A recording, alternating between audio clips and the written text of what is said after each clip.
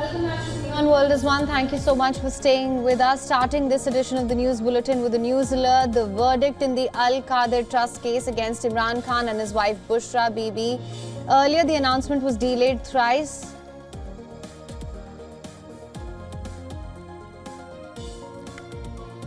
This case revolves around the $231 million settlement between the UK's National Crime Agency and the Pakistani businessman.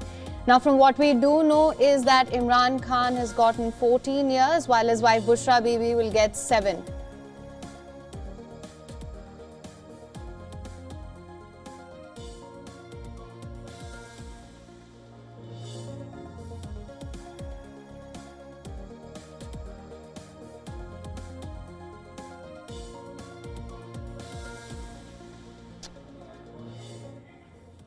All right, so this is what we are hearing at the moment, that Imran Khan will be getting 14 years while his wife gets 7 years in jail. This is the latest that we're hearing today in the Al-Qadir Trust case from Pakistan. For more on this, we're now being joined by Pakistan Bureau Chief Anas Malik. Anas, thank you so much for joining us. What can you tell us?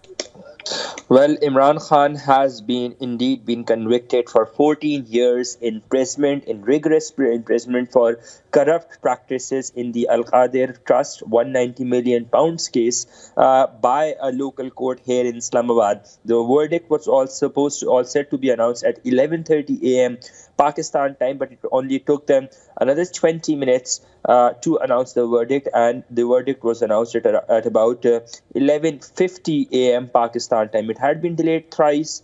Imran Khan's spouse and wife Bushra Bibi has also been convicted in that very case as well for corrupt practices for a period of 7 years. In fact, as I talk to you, while I just walked out, Bushra Bibi has indeed been taken into arrest following her conviction in the Al-Qadir Trust case, and that is something that we can confirm. Bushra Bibi has been fined with PKR 0.5 million to be paid, and in case of payment of the fine, then she would have to serve another 3 months in prison. And in case Imran Khan is not able to pay the fine, then Imran Khan would have to serve another 6 months in prison in addition to the conviction that he has already been granted.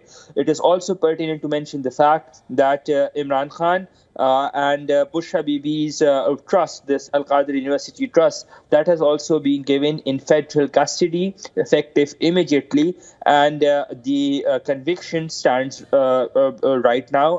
As I talk to you, Imran Khan's lawyers have taken to the podium outside the jail to speak to the press.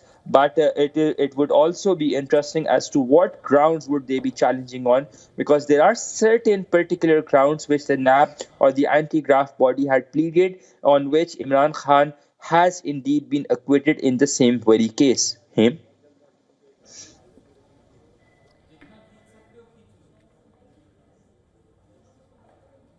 All right, Anas, of course, we know that this has been something that Imran Khan has been dealing with. He has been embroiled in legal woes. What does this mean for his political career, or do you think that's pretty much over right now?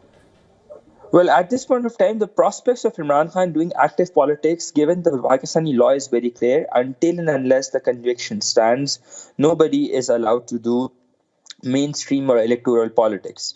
With that, once the conviction ends, then the disqualification lasts for at least 5 years from the day of the end of the conviction.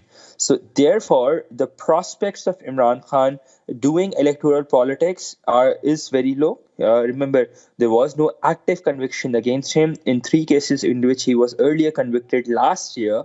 2 of them he was acquitted by the higher courts, by the Superior Court, and one of the convictions stands suspended, not annulled but suspended. So therefore, this particular case has been sort of an Achilles heels, which did have a solid ground. It remains to be seen as to what grounds or what plea will Imran Khan's lawyer take at the High Court, as and when they challenge it. It is also pertinent to mention the fact that on the 18th of December, when we had that marathon hearing for about 10 hours inside the Adiala jail, I was there. that is when the verdict was reserved. The verdict since then had been delayed thrice from being announced. It was initially scheduled to be announced on the 22nd, on the 23rd of December, pardon me on that. Then it was supposed to be announced on the 6th of January, then on the 13th of January, and today on the 17th of January. By a delay of about 20 odd minutes, it has indeed been announced to him. Thank you so much for bringing us the latest on this. We'll of course continue to track all developments on this front. For latest news, download the WION app and subscribe to our YouTube channel.